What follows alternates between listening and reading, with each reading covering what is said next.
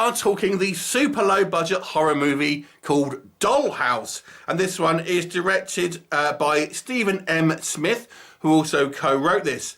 And this one stars Toyah Willcox. Yes, that British icon Toyah Willcox. Now, the story here, we have a foster family where we have this woman who is mute, and we're told it is through medical reasons, and I'll point that out because I'm going to have a moan about that in a minute. But yes, she's mute, and she runs this kind of foster home, and she has two kind of like teenagers that live in there, a boy and a girl, and then she takes on this 11-year-old girl who also is mute, apparently, and she has this kind of weird doll, and she appears to have some mental issues that's going on, very kind of introverted, stuff like that. At the same time, we have this psychic medium played by Toyah Willcox, who seems to be warning that there is some type of evil spirit, and there was a paranormal investigator played by Louisa Warren, who is kind of sniffing around as well to maybe help or hinder. We have to watch the movie to find out what will happen. Check out the movie and it will be revealed. So let's talk about what works, first of all, with Dollhouse. Okay, so I have to point out this is a very low budget film, so please have those expectations in check. I do feel there are a couple of things here that do work. One, just kind of, it's relatively small detail, but I think it's very well done, was the fact that we have this kind of dollhouse, which obviously is used through the movie as a plot point. And inside this dollhouse are little figurines of different characters and stuff, but they represent and they actually kind of look like the characters from the movie. And you'll see kind of shots that are coming, that are almost shot inside the dollhouse looking out, and what's happening in the doll's house is mirroring what is happening outside in the, you know, the quote-unquote real world, so to speak.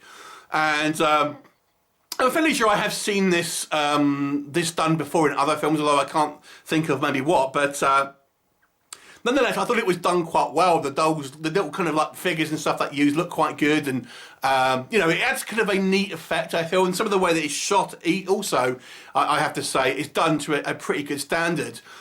Being a very low budget film, the effects work is minimal, but there is quite a fun effect shot towards the end of the climax that I thought was quite good.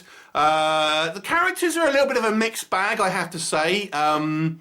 I quite like the teenage daughter. I thought she was played quite well and quite sort of believable to a certain degree. I also quite like Louisa Warren's character, because the way she spoke to other characters, especially this woman who is this mute, she seemed like she would just like, she would have been better cast as a kind of a best friend or something, because the way that they speak, she doesn't seem like she's a really paranormal investigator, because you never see her take any notes or record or anything, but the way she speaks, you almost felt like that part would have been written better as a kind of a friend or something like that. But nonetheless, the interactions there I thought were quite sweet almost.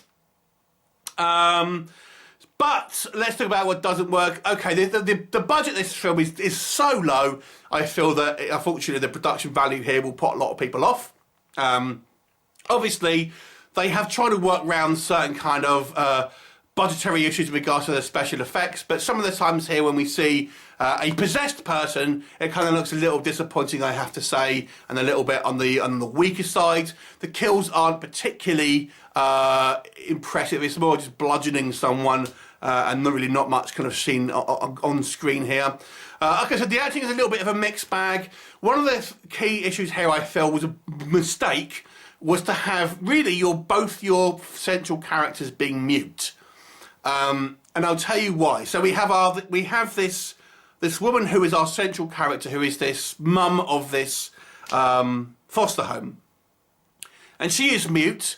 But the problem is, because she is a mute, and it's the same thing with this little girl as well, we never really get any sense of a character. When you are speaking, you can emote as a character. You can we then start to buy into your character and your personality.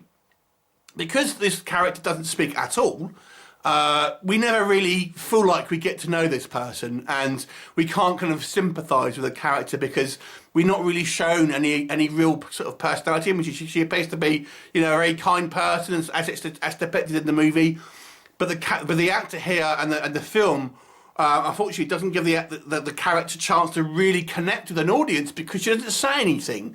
I have to be honest with you as well. It's not as if the fact that she's mute plays a major part of the plot. To me, it was a mistake. And then we have our second kind of main character, this little girl, also doesn't talk.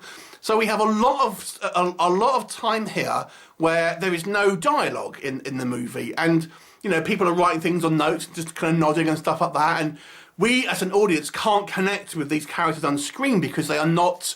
They're not kind of being able to emote in the way that we would want to kind of connect to a character. On the subject, mild spoiler here, on the subject of being mute, as I've mentioned, it's not actually, it doesn't really have an essential part of the story, so it didn't need to be on there. But then we see the character say something right at the end, but we're told that it's not a psychological issue, it's a medical issue, so medically she couldn't do that, and it doesn't make sense. Speaking of the ending as well, I have to say the ending, the actual climax of the confrontation is confusing. I didn't really know what happened, to be honest. Again, I'm not going to go into specifics because I do not want to spoil it for you. But the movie is wrapped up, but it didn't. I think what just happened? It didn't really. It wasn't shot in a way that was clear that was happening. A character does something, and I couldn't really see what it is they were doing. And then we have the result of it. I was like, I don't really get what's happened there. There's also, as I've mentioned, there are a lot of sequences here that have no dialogue because two of our main characters are mute. But even outside of that, there's lots of kind of long shots of people. So when we have our sidekick at the beginning, played by Toyah Willcox, we have this sequence though where Louise Warren's character follows this woman around, this foster mother, with no dialogue, just for no, we don't really know why she's doing it, and she's kind of, it just looks bizarre. It's bizarrely shot, too longer takes. I wonder if it's just a case of, stretching out the running time to a certain degree to make it a feature-length film. So, yeah, I mean, I think some of these issues could have been resolved had we not had a mute character. To be honest with you, I thought that you would have got a better emotional connection with our kind of central protagonist. But even outside of that, I think people may be put off by the kind of the very, very low budgetness of this movie.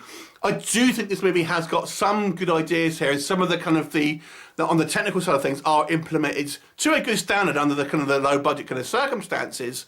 But it becomes a little dull because we have long periods of no dialogue, and then also just unnecessarily long shots where nothing really happens.